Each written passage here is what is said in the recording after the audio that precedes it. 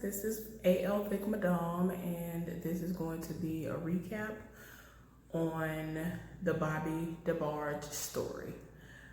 I live for his voice, and I ain't even gonna lie, before I saw this and before I'd actually seen one interview that DeBarge did about Bobby, I wouldn't have known some of the things that I do know, because like I said, I've just always been about the music, and I'm always like, wow, and you know, complete amazement or shock or whatever emotion overcomes me when I find out what was going on in their personal lives. So yeah, Bobby was no exception.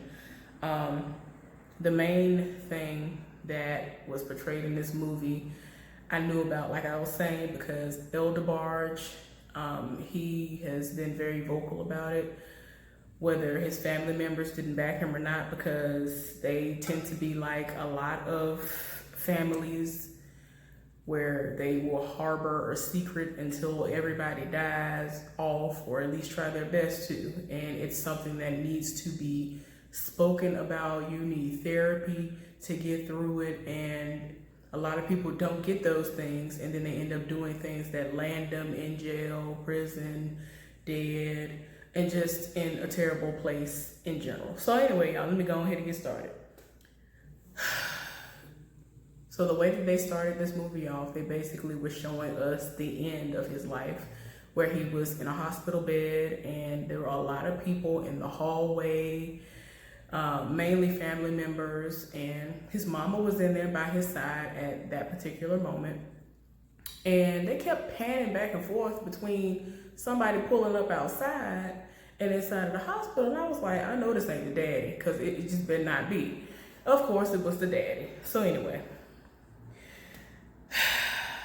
his raggedy daddy showed up for 0.2 seconds like he did something. Y'all, I can't. So anyway, you know, before we get in more depth as far as what happened in his final moments, they go and show us their rendition of one of the songs that Bobby DeBarge is the lead singer on, and this was when he was with the group Switch.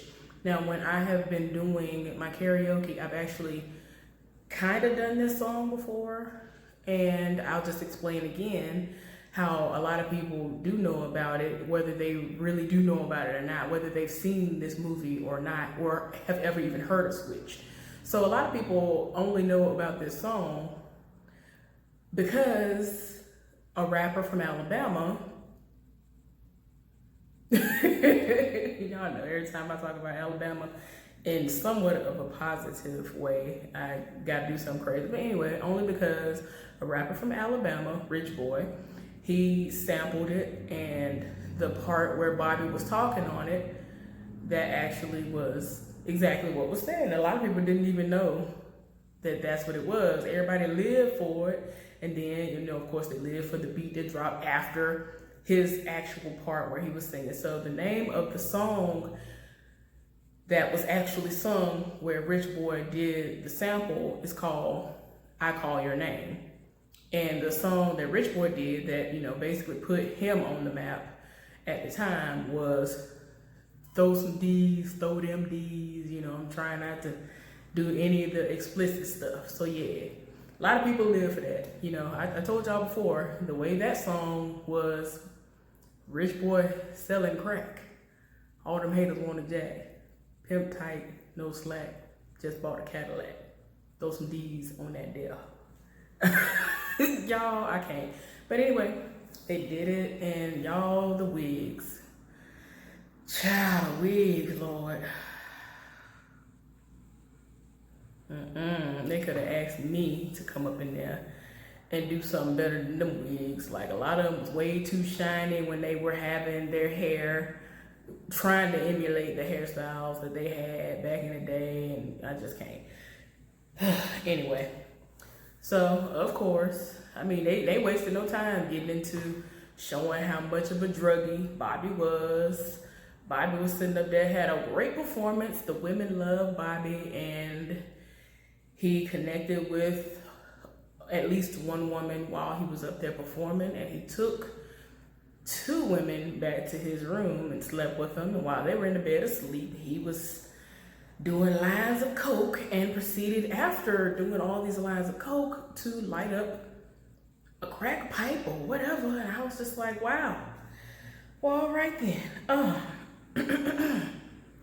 So anyway, y'all, time has passed, and it's still that, next morning when he's still in there with those ladies, and one of the group members, which just so happens to be his brother of Switch, he's knocking on the door, trying to get him to come on because they actually have a meeting downstairs and wherever they are, whatever hotel, they're in.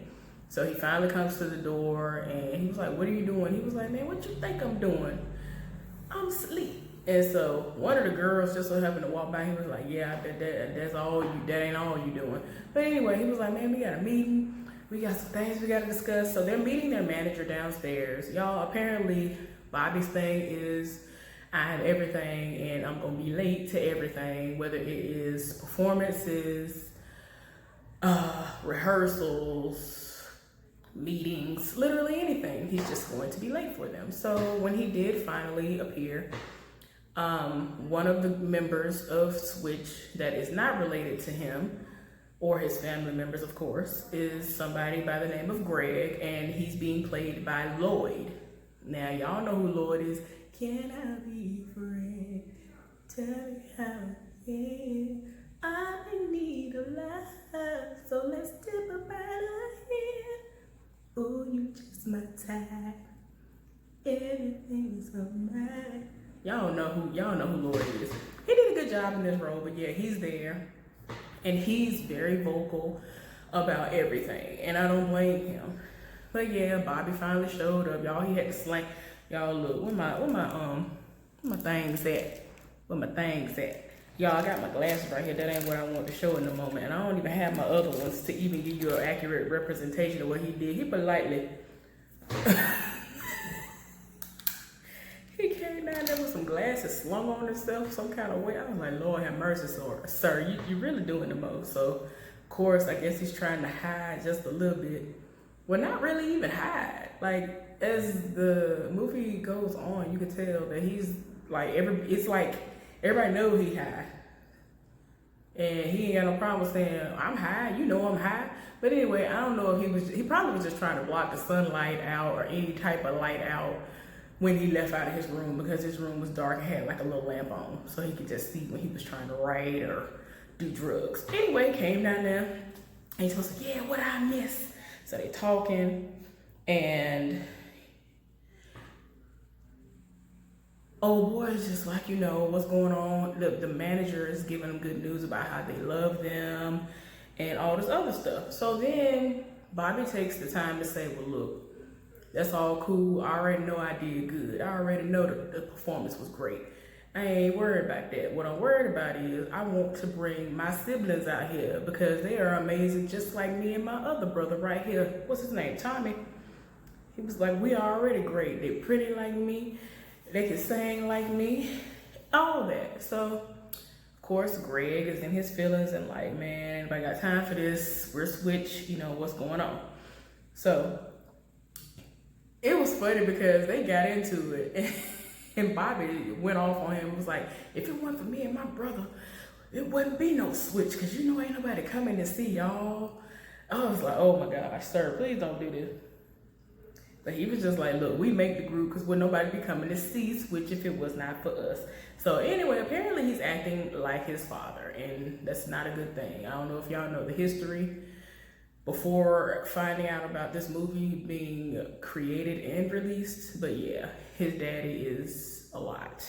So anyway, they ended up doing a flashback where they showed Bobby wearing like a dress, and he was in, I guess, the attic with his daddy, and his daddy is like, he drinks and like he's an alcoholic, he does the most. And he said something about him being a sissy and told him to keep the dress on and be the sissy that you are. And I was like, what? And I mean, like, he was really young. So I was like, what is we talking about? Like, why? What is going on? So anyway, it was to the point where they were still at the meeting. And like, he just had these moments where he had a flashback. And so his brother was talking to him. And he was like, look, we gotta bury these, we gotta bury the past deep before the past buries us. And so, you know, he ends up, apparently he has a thing that he does, or at least that brother knows. And so he called his brother because his brother was walking off because the meeting was basically over. And so he, you know, kind of paused to see what he wanted, and he didn't say nothing. And his back was turned to him. He was like, I love you too, Bobby, and kept on going. I'm like, oh, okay. So he ends up calling the house, and his sister answers the phone. And she was actually in the middle of packing because, like the manager said, no matter how it was gonna have to happen, he said that even if he had to come out of his own pocket, that he was gonna make sure that his family is able to come out there and pursue their dreams in the music business as well. So he's on the phone with him, they're talking, he's like, how you doing? How's everybody else doing? She was like, everybody's fine, everybody's excited. Now all of them are not gonna come out. It's a whole lot of kids now. It's a whole lot of them, like 10, 15 of them. It's a whole lot of them, y'all. So, you know, they're on the phone talking, and she was just like, look, I'm all here for what you're selling, but I just want things to work out. You know what I'm saying? As far as what they're coming out there to do. And so he was like, you know, it will work out as long as they stick together. And so they end up coming out there, and they are in the studios. Switch is in the studio. And so his siblings arrive. And so he see him coming into the door. So him and his brother like, all right, come on, man, let's go. Man, Greg is in his feelings, was like, here we go. He already called it how he see it, which is they're going to come in, they're going to take over, and Switch is going to be over as we know it. So essentially, they are supposed to come out and kind of become a part of Switch. Okay, that's how it's kind of supposed to be initially. And so the manager was like, well, how many of them is it? And so he was like, it's 10 of them. And he was like, well, can they sing? And he was like, well, how many of them can sing? And he was like, all of them. It's like that dude, all that dude saw was dollar signs after he said that. And he did like this little laugh. I was like, Lord have mercy, y'all. So anyway, they ended up having another flashback where all the kids were singing, and they were just at the house, and they actually were not fighting. They were having a moment where they all came together and they were singing and having fun at the house together. And so their daddy came from out of wherever he was to having his alcoholic binge moments, and he was basically not here for them, and he didn't like all the noise that they were making. And then it got to the point where he was like, yeah, told the daughter that she needs to come with him and help him clean up the attic. And so she just stood there. And, you know, at one point in time, he did ask where their mama was, and she was at church. She's one of those where she stayed at church all day, every day.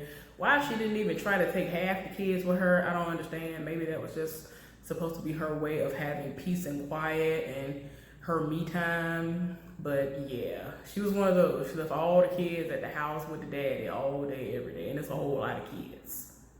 So anyway,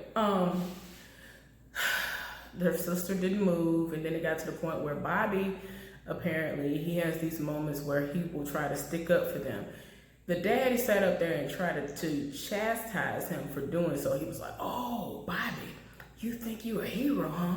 You gonna save everybody from daddy. Like, he sat up there and went all the way off, and eventually just got to a point where he told his sister to come with him, and then she finally did start to move, and then they were like, no, and then she was just like, and went on about her business. Y'all, that scene made me tear up because I cannot.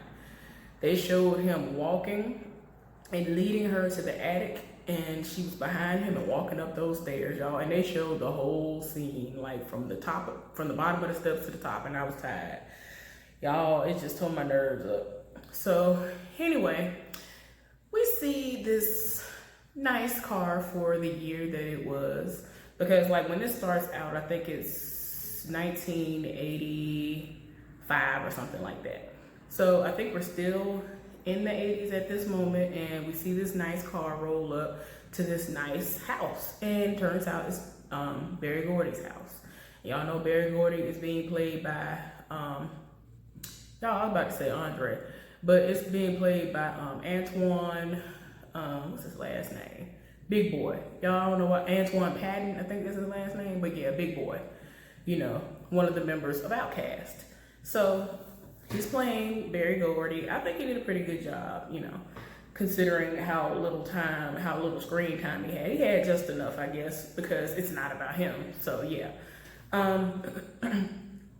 He greeted his daughter, who is Hazel, and Jermaine Jackson, you know, of course, Michael Jackson's brother. And, you know, they got together, they're married, they have kids. And so he's like, where my grandbabies at? Like, he really was adamant about them grandbabies. I was like, I know that's right. You better live for your grandbabies. So he was like, we ain't bringing with us this time. And so he took the moment, he being Jermaine, he took the moment to be like, look, I see some folks and they're really, really good. And he basically was like, you know, Bobby's siblings, they came out here and I want you to take a listen to them. And so he was like, well, they better be good, because basically he's taking a gamble on them, even talking them up to his father-in-law. So, you know, they're gonna have their moment to shine before Barry Gordy. So yeah, y'all, it's a lot.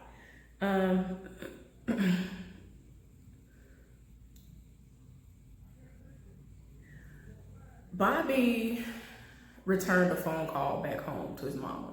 So she answered the phone and she acted as if she was happy to talk to him and hear from him.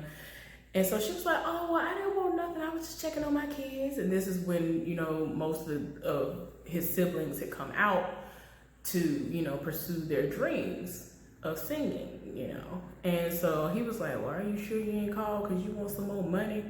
He was reading. I was like, oh my, as soon as he did that, I was just like, oh my gosh, sir.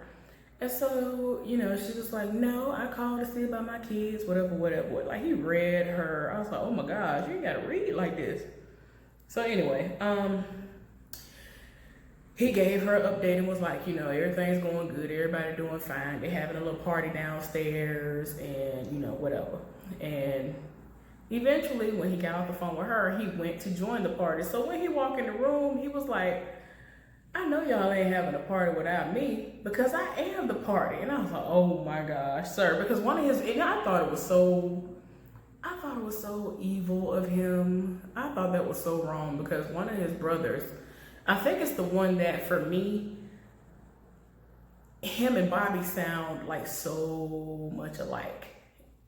And I don't know why I can't think of which brother that is. But I don't think it's L. I don't think it's Chico. I could be wrong about that. But anyway, whoever it is, they sound so much alike, y'all. I'll explain later on when I say something else in particular.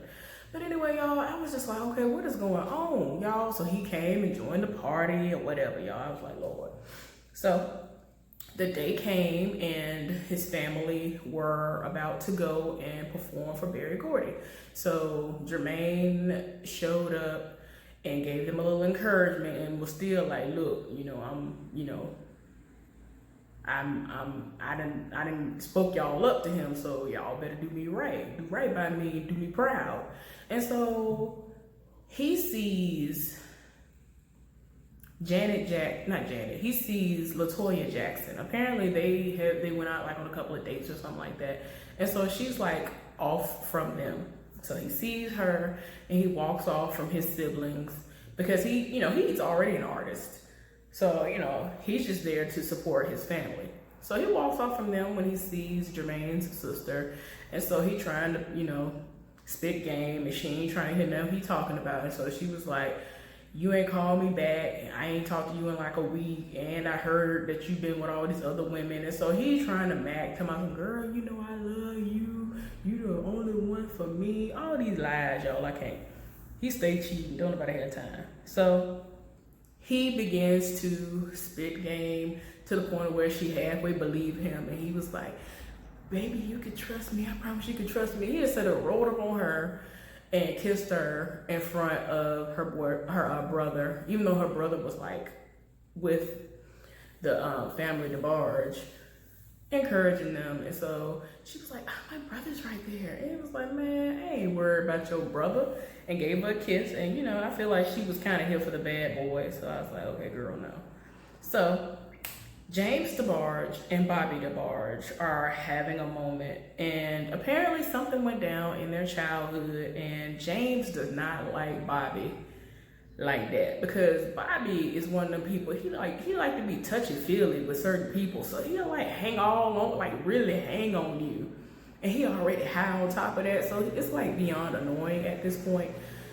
So James was like, man, I don't like you hanging all on me. Like, he done went all the way off. So I was like, Lord, I want to know exactly what happened, right? So, Lord, it got to a point where he was like, look, I don't know why you're mad at me, but maybe I can make it up to you. So he goes and introduces James to Janet Jackson and his woman from time to time, as we've already just mentioned, LaToya Jackson. And James and Janet hit it off well. I know about their history. I heard that they were really, really into each other, and it was like love at first sight. So I expected nothing less. Like, they had chemistry. The way they portrayed it, I don't know if that's how it happened in real life, but they was really here for one another. So I was like, oh, okay, y'all better do that. So the manager ended up meeting up with Switch, and nobody was there that was in the DeBarge family that's a part of Switch, and basically was like, you know, there is no more Bobby. Bobby is signed independently. Well, he's, you know, he's solo, you know what I'm saying, and they have no need for us anymore, and the family is gonna get signed, and they even booted me. So they just sat up there and even fired management. Like, that's how bad it is. And so I was like, what, they even fired you too? So after Greg got over his initial shock and anger, he was like, well, it's good anyway, so I ain't gotta babysit no more dope fiends. I was like, dang, you ain't have to read, but I'm here for it though. So anyway, there's a scene that happens where I guess the engineer is in the studio and he is waiting on Bobby. Bobby is never in place. Like I told y'all before, Bobby stay being late for everything. So he's really, really late. And so he's on the phone with A&R, and they were like, well, what you want to do? Because I feel like we don't even need to do this no more. And so they looking like, send us over what he's completed and then just tell him there's no session today. So he was like, I ain't got nothing to send y'all. He ain't done nothing. When he show up, he don't do nothing. So that's how bad it was. He ain't even have a piece of a song for that man to send over to the A&R reps or anybody affiliated with his team. So they were just like, look, send him home. That's our call, whatever. So he finally pop up. He was like, hey man, where everybody at? And he over here talking about how he want to do all this stuff, all this music. And he was like, man, it ain't gonna happen today. You might as well just go home. I don't know what you want, but you need to go home and sleep it off. And he was like, man, if I go home, the last thing I'm gonna be doing is sleeping. And I was like, Lord, sir, you always trying to screw somebody and always getting high. But he was like, look, it don't even matter. It ain't my call. A&R said it's shut down. It's canceled. You ain't having no session today, so you gotta go home. So he walked off from me. He looking crazy, like, what just happened? So anyway, Bobby is acting like he is jealous. Well, that's how it came off to me, of Chico. And I think that's the brother. And see, that's why I was telling y'all, I think I might be wrong. Chico might have been the brother. No, I think I just got two of them mixed up. Anyway, this person who I'm talking about in this moment is Chico DeBarge. Whoever the person is that's playing Chico DeBarge. He's having a moment. He's actually at home with his mama and them and some of the other siblings or whatever. They're talking. He was like, look, he's one of the ones who were left behind. So he was like, man, I met somebody and they said that they could do so much for my career, and I'm thinking of signing with them and having management with them or whatever. And so Bobby off rip was like, what you not finna do is that. There's so many people out here trying to swindle folks. They out here trying to be snakes. They just want to use you. And we need to keep our talents and our money to ourselves. And so he was like, look, when the time comes, I'll put you on, all right? I'll put you in the game. So he acted like he was here for it. So he was like, oh, okay. So y'all tell me why. Oh Lord, his mama is like in the kitchen and they are having their conversation or whatever. And so she was like, won't God make a way? That's what she always says. She's like, won't God make a way? Oh, he just always makes a way. And so Bobby just be looking at her like,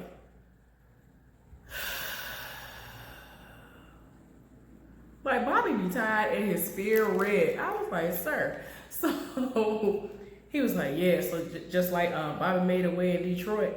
And I was like, sir, what the? He done went off. So, y'all, it's just a lot. It's a lot.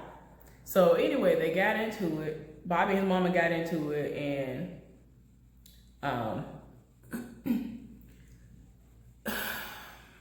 what happened was she ended up leaving their father. Just in case y'all did not know, he sexually abused, molested, assaulted. He did all this despicable stuff to his kids. And he used to beat on his wife and all the other stuff too. So apparently Bobby went to her and told her what was going on. I think their sister said something about it too. But Bobby definitely was vocal about it, even though he was a child, and she did nothing. And one night they got into it, and Bobby was sitting right there, and so she read him about how he goes to the attic and do these things with the sister. And I'm like, girl, you know all of this, why you still with him? Why is he still in one piece? Because I'm pretty sure I would have been in prison. I would have sliced him up. Because that's what they used to do back in the day. They would slice their man up for certain things that they've done. They would slice him up or shoot him in the kneecap or something. Like, that. When it comes to kids, I'm sorry. Y'all, once they started getting deeper into this, I was just like, okay, so the mama need to be canceled. The mama, I understand that a lot of people come from the old school and they were like, oh, well, you stayed with your man no matter what happened. No. This man is having sex with your kids and doing the most with your kids, and he's abusive to you, and he's an alcoholic, and he's just unpleasant to be around all day, every day, but you still laying up with him and having babies and all this other stuff. And that reminds me of what's her name, Katherine Jackson too. She fired too. I don't care what nobody say. Your kids, a lot of your kids turned out the way they did and messed up in life. No matter how successful the music was at one point in time, a lot of them sitting up there doing all this stuff for the sake of beauty, thinking that they look good. Their hair toe down, their face toe down because they put all this filler in it, and their bodies toe down because they doing the most. And it's just a lot. Most of them Jacksons are all the way screwed, all the way up. I don't care, nobody say whatever. It just is what it is. I love me some Michael Jackson, but as y'all saw how his life played out, it was not conducive to a normal childhood. And I understand there are times that you do what you do with your kids, but you don't sit up here and are that brutal to your children just because you want them to make it so you can sit out at the house and do nothing and reap the benefits. I don't care how great of whatever you want to say Joe was terrible to them kids, and they didn't deserve that. I feel like you can be stern, get your point across, and they still come out the same, if not better, than how they came out when they were, actually making it as far as music was concerned. So anyway, I digress. But yeah, he was doing the most. She ended up leaving him, and she actually went back to him like not long after that. So Bobby don't respect his mama because she's sitting up there and she was with him, but she was like, well, I left him again, and I've been gone ever since. So doesn't that count for something? Girl, I'm just looking at a girl. So anyway, Jermaine Jackson is in somebody's bathroom. I don't know if he at Barry Gordy's office at, Motown Records. I don't know if he's at Hitsville or whatever, y'all. I don't know where he at, but he's in a bathroom and he hears some sniffling, like somebody been doing some drugs, and that's exactly what it was. That Bobby had just did some booger sugar, and then he proceeded to finally come out of his stall and still, making sure he got his nose right. And I was just like, Lord. And, he basically said, that's just a waste. He was like, you talking to me, you talking about I'm a waste. And so I was like, Lord, don't do this. Don't do it. So anyway, I forgot to mention that when DeBarge performed for Berry Gordy, they were told that they got it and they were going to sign them on the spot. So they were very excited about that. So Eventually, they were on Soul Train. They got introduced on Soul Train. And like I was saying before, Bobby sounds just like one of the brothers. And I don't know if it's Chico. But anyway, this one song, for the longest, I thought that Bobby was the lead singer on when he was with, I thought that he was with his family on this song. It's not him. But anyway, they were doing that song. I Like It. I think that's what it's called. But anyway, what is it? It go like this. The hook is, ooh, and I like it. You send chills up my spine every time I take one look at you. That song, I thought that that was Bobby when most of the vocals were being laid down, because I heard another person, so I just thought it was one of the other brothers when the other parts happened, which that was the case. But I thought Bobby was leading that song, but it wasn't. Anyway, y'all let me know down in the comment section which brother that was, because it might very well have been Chico. I have no idea. Anyway, so it's the sister and like a few of the others that were on that song. So they're performing on the Soul Train, and then after it's over, James is outside and he's taking a smoke, and apparently Bobby is outside in the car, a car that he is just in, and he high. I'm trying to figure out, I know good and well he wasn't driving. I feel like he was driving though, and he stayed high. So I'm like, why? Why is y'all allowing this person to have a license of any type? But he out here high all day, every day. Anyway, he's basically out there. Well, he's not basically. James was out there waiting for Janet because, like I said, they're an item. He was waiting on her to come pick him up. So he busts up out the car and he was like, hey man, how you doing? And, you know, he doing what he always do. He getting too close and personal. And like I told y'all, something that went down. So apparently what happened was when they were kids, James was the one who Bobby would sit up there and he would belittle him. He would bully him. He would chastise him and all this other stuff. And I don't know if anything sexual happened, but everything they indicated on the show, all they said was that he would always hurt him. He always said this evil stuff to him. And he was terrible to him because every time he would try to bring it up without really saying, he was like, you know why I don't like you like that. He was like, I don't understand what I did to you. And even in that moment, he was like, I wish you would just tell me what I did to you. He was like, you high. He was like, man, I'm always high. Just tell me what it is. So that's when he was like, you hurt me. You hurt me. You belittled me. You always bullied me. You always did all. I was like, oh Lord Jesus, why he do all this? Said he tormented him his whole life. Always bullied him. Always abused him. And y'all, it was just a lot. Y'all, tears were forming again because I felt that. It was a lot. So anyway, he got down to it and he was like, you don't understand. The reason why I did all that was because I was jealous of you. He was like, what you mean you were jealous of me? Apparently he was jealous of the love that he got from his father. I don't know if his father spared him any less than what Bobby got, because Bobby got the brunt of all of that, y'all. I don't know if y'all know, but like I said before, DeBarge has explicitly spoke on the fact that Bobby was the one who had most of the interactions with the daddy. So he was like, I always wanted the love that daddy gave to you. And I don't know what it was. He never showed that love to me. And that's all I ever wanted from daddy. And I was like, Lord. So anyway, he didn't really address him like that. And he wasn't really moved by it like it that much. But he was like, Janet pulled up and he got in the car. She spoke to both of them and then, he got in the car. So when they rolled off, I'm thinking they're going to go to another scene. No, they sat up there and she was like, are you all right? So he was like, yeah, I'm fine. So then he eventually, so I was like, oh, okay, cool. So I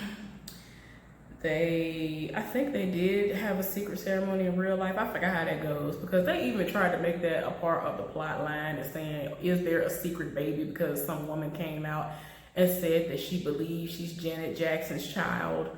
They tried to make that into a plot line on one of the Love and Hip Hops. I mean, not Love and Hip Hop, one of the Growing Up Hip Hops that Christina DeBarge is on. But anyway,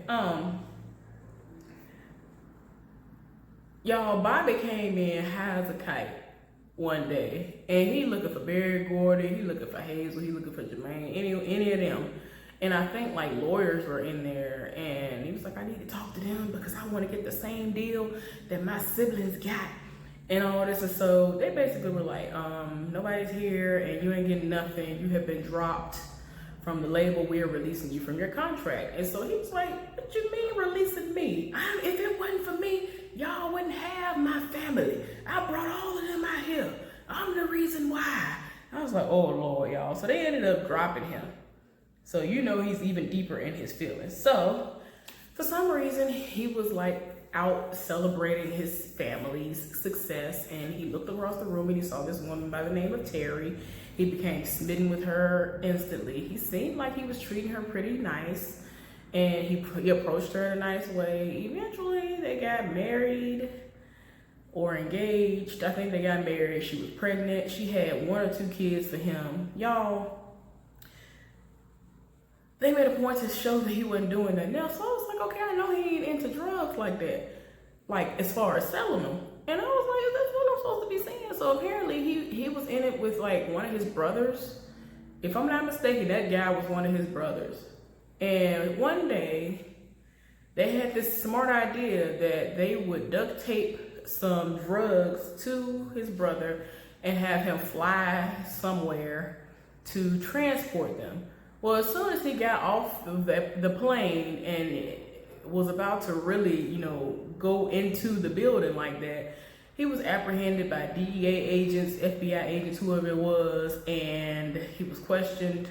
Eventually, there were choppers all around Bobby's house, and he had a whole new baby at the house, like a baby. Like baby. And y'all, it was so bad. He told his wife to go upstairs and I'll come back to you. I'll come back, I promise. He trying to flee. Y'all know that ain't work. As soon as he tried to step foot out the door, he trying to get back in the house. They done came, the DEA agents came and swept the house, and they took him away. And for some reason, when he was being carted off, he's walking to the car and he turns around and looks at his wife. His wife is crying 1 second, and then they show her again, and in his mind he's seeing his father standing there smoking a cigarette. I was like, why are you looking at your wife like that? Maybe, I'm guessing that the reason why it showed it like that was that she was disappointed or upset that he was gone. And his daddy was almost disappointed about everything, even though nothing was going on. Just a mad individual. Y'all, it was a lot. I can't. So yeah, it was too much, and I was just like, wow, you really just sat up here and ain't in the music game the most. You got caught up in drugs. Y'all, they carted him off to prison. So he's in prison, right? Minding his business, he mopping the floor. So some dude tried to holler at him. He ignored him at first, so then he was like, man, I know he hit me. So he hollered at him again. He stopped mopping, and so he was like, ain't you? He was like, because he was talking under his breath like, man, that's a pretty boy right there. He looked real cute, though. Something he was saying. I was like, oh gosh. Anyway, he rolls up on him and he was like, I'm into music. And y'all, he brings up the song that I told y'all about that sounds, telling y'all, I don't know if that brother just emulates him very well. And, that was just the style he ended up with. But him and Bobby sound alike. The dude takes the mop stick and was like, yeah, I like that song you did. Where he said, ooh, I like it. And he was like, he just sat up here and called him DeBarge. And this was in 89 when he was in prison. He sat up here and called him DeBarge. So y'all already know he's kind of hot-tempered anyway, even though he basically had to be detoxed because he's in prison. Not that matters, because people be sneaking stuff in there and doing the most in there. But apparently I guess he's clean at this point. Y'all, he done sat up here. Why that man call him DeBarge? And so he snatched the mop back. So the dude punching, the dude think he done got one over him. Man, he got back up and took that little mop stick and broke it and started beating that man down. So then everybody who was a part of that dude's entourage came over there, started beating him down and stomped him out. So he ends up having to go to the infirmary, and he has this cough. And I'm like, oh Lord, here we go. Got this cough. And he doing the most. So the doctor, while they, trying to, bandage him up and kind of help him because he is beat down in the face and all over his body, he was like, you know, how long have you had that cough? He was like, I had this for a while. So he was like, well, I don't like the sound of it. I'm gonna do some tests. Y'all, of course, when they did the test came back positive, HIV positive, y'all. So he looking like, what? I can't believe this, y'all. They show his wife coming up there on the phone talking to him, and she is told that he has HIV, and so she's trying to give him hope. So it's not over. It's okay. You're not gonna die. I got us. You're gonna be good. And I'm just like, girl, why are you lying to him? This is why. So anyway, he got out after 5 years of serving time, and he saw his family. I'm thinking he has 2 kids, and they have a moment where this is the end of the movie, and they're showing him playing a song to her, and she's crying, and he looks at her, and he's smiling, looking like he's changed. And then they go back to what we saw at the beginning of the movie, which was him in the hospital bed when she was screaming out nurse because he starts coughing uncontrollably. So his family members rush in, and they finally get medical personnel to rush in as well, and eventually he has passed away. So y'all, he was here from 1956 to 1995. That is sad, very much so sad. I live for his voice. I hate that he went through what he went through. I am almost 100% positive that the reason why he went down the road he went down was because of his father. Even his siblings, some of his siblings would say that he's acting like their father when he would do certain things. So I really hate that he got into drugs like that. I don't know if it was because of drug use, sex, or a combination of both. I've actually heard rumblings of him dibbling, dabbling with guys as well. So I don't know. And, you know, I just wish that we knew every single detail. But what we do know, it's a whole lot, y'all. So anyway, I hope y'all enjoyed this recap. I enjoyed the movie despite the wigs being trash. I was so tired. Bravo to Lloyd. Bravo to Antoine Patton, better known in the rap industry as Big Boy. And I mean, I ain't gonna lie, old boy who did Bobby DeBarge, he did, you know, he acted. I ain't gonna lie, I feel like his acting was like a combination of Lucius Lyon, which is, you know, of course, Terrence Howard, and David Ruffin. The guy who played David Ruffin, what's his name? Leon. I love y'all. Leon is fine. We ain't finna get into that, but but yeah, y'all. I hope y'all enjoyed this. I enjoyed watching it. I hope y'all are having a wonderful weekend. Happy Sunday, y'all. I'll see y'all on the next video. Bye.